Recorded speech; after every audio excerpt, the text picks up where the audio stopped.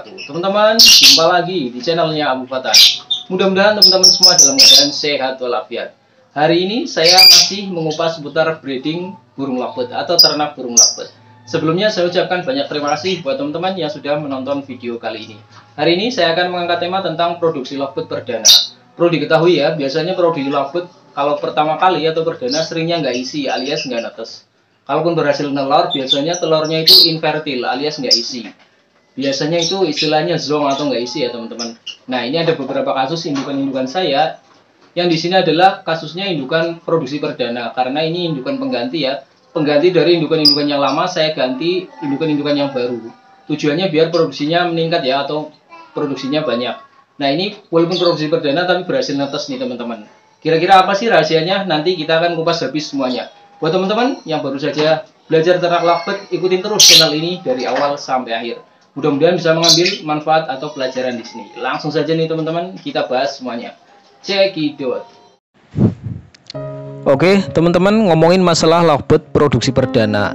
Nah, ini umumnya itu banyak sekali kasus-kasus yang terjadi itu seringnya gagal atau nggak netes nih teman-teman. Kalaupun sudah berhasil nelor, seringnya telurnya nggak isi atau infertil. Nah, ini kalau kita cari tahu penyebabnya itu banyak sekali ya. Di antaranya yang pertama itu gagal dalam pembuahan ya. Kenapa sih kok bisa? Nah, biasanya penyebabnya itu diakibatkan karena lovebird usianya masih terlalu muda. Usianya juga masih dalam tahap belajar. Sehingga lovebird perdana seringnya itu produksinya gagal ya teman-teman. Jadi, pastikan teman-teman yang sedang ingin belajar ternak lovebird bahwa indukannya usianya sudah benar-benar sudah matang atau sudah mencapai usia ideal untuk dibreeding. Untuk lovebird yang akan dibreeding, pastikan ya bahwa usianya sudah benar-benar matang dan siap diternak.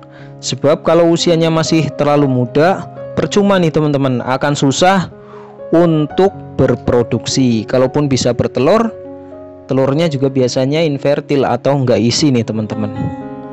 Jadi kalau di tempat saya biasanya kalau pasangan baru saya pakai settingan umur itu umurnya cari umur yang indukan usianya itu di antara 8 bulanan sampai 1 tahun ya. Kenapa? Karena di umur-umur seperti itu umur-umur paling ideal ya. Lovebird sedang bagus-bagusnya. Walaupun sebenarnya ada beberapa kasus bisa ya menggunakan umur di bawah 8 bulan atau 8 bulan ke bawah. Tapi seringnya usianya terlalu muda sehingga kemungkinan berhasilnya itu kecil sekali ya teman-teman. Nah, jadi intinya pastikan bahwa usianya sudah benar-benar matang atau usianya sudah siap untuk dibreeding. Sehingga walaupun pasangan perdana insya Allah bisa netes ya. Nanti saya akan tunjukkan kebetulan ada beberapa pasangan perdana di tempat saya.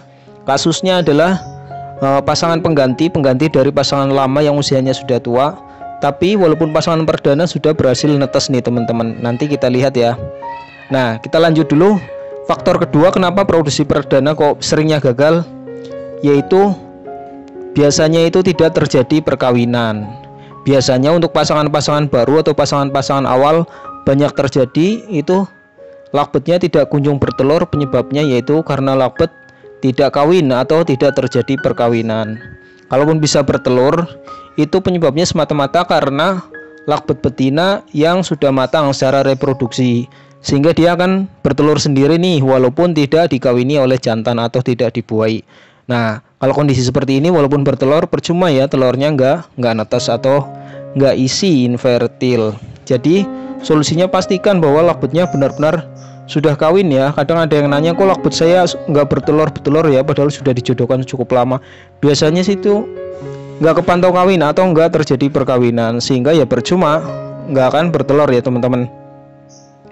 Nah, faktor yang ketiga kenapa produksi perdana seringnya gagal, yaitu biasanya kualitas makanan dari lovebird tersebut ya kurang memenuhi atau standar gizinya itu kurang nih teman-teman. Standar gizi dari lovebird yang sedang kita ternak. Kita tahu sendiri ya bahwa faktor yang paling penting untuk lovebird yang sedang dibreeding yaitu faktor gizi ya. Asupan gizi menjadi faktor yang paling penting agar lovebird bisa berproduksi secara rutin. terutama untuk lovebird yang sedang baru-baru ya, baru di breeding atau baru di ternak. Pasangan-pasangan baru ini harus kita berikan settingan pakan yang memenuhi kebutuhan gizinya, tujuannya agar bisa berproduksi secara optimal. Walaupun pasangan tersebut masih baru ya, tapi kalau kita berikan settingan pakan yang pas, nantinya lovebird tersebut ya insya Allah produksinya bisa optimal nih. Teman-teman bisa kasih pakan-pakan ya, intinya yang banyak mengandung vitamin dan mineral ya, dan juga pakanan-pakanan yang mengandung extra food tinggi. Tujuannya itu agar merangsang birahi lovebird sehingga lovebird terpacu untuk kawin, sehingga lovebirdnya cepat bertelur. Apalagi untuk pasangan-pasangan baru yang sedang di breeding. Settingan-settingan tersebut saya juga sering ya untuk pakan hariannya untuk lovebird yang diternak. Bisa menggunakan campuran antara kenari seed, millet, biji kuaci ya. Pakanan-pakanan tersebut sudah terbukti banyak mengandung protein dan juga mineral yang sangat bagus untuk lovebird yang sedang diternak.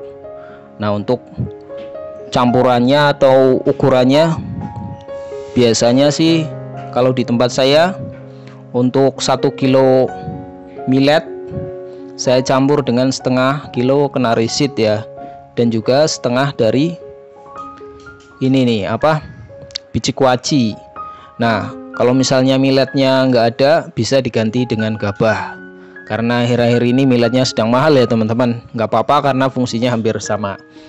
Kemudian ketika bahan tersebut dicampur jadi satu ya, kita jadikan pakan harian ya. Yang tidak kalah penting yaitu tambahannya extra food yang alami, kangkung. Kangkung ini harus rutin diberikan terutama untuk lovebird yang sedang diternak, karena mampu ya meningkatkan birahi lovebird. Kangkung ini kalau di saya seminggu saya kasih 3 kali nih teman-teman. Tujuannya biar produksinya lancar ya. Dan pemberian kangkung ini biasa saya potong kecil-kecil, tujuannya biar gampang dikonsumsi. Oke, kalau settingan pakannya sudah, nah saya rasa kita tinggal tunggu waktu saja ya. Tinggal tunggu waktu bahwa ternak lovebird-nya insya Allah akan siap bertelur. Nah, nanti kita lihat indukan saya yang pasangan perdana nih. Nah, ini dia ada beberapa yang pasangan perdana, salah satunya ini yang Biola Green ya. Ini belum lama saya pasangkan karena ini sebagai pasangan pengganti nih teman-teman, pengganti dari lovebird yang usianya sudah tua. Nah, ini kemarin sudah kepantau menetas. Ini sebenarnya usianya sudah lama nih anakannya, udah 3 mingguan lebih. Sengaja nggak diambil ya, tujuannya biar dia dilolo indukannya secara sempurna. Nanti ngambilnya kalau sudah gede nih teman-teman. Nah, kita harus buka pelan-pelan biar tidak terganggu. Nah, anakannya ya kelihatan 2 ya, sudah gede-gede. Kita tutup lagi. Kesimpulannya dari video kali ini yaitu untuk produksi perdana juga bisa berhasil nih teman-teman, asal kita paham dan juga tahu dari karakter indukan kita ya. Jadi nggak ada masalah walaupun produksi perdana bisa berhasil juga nih teman-teman.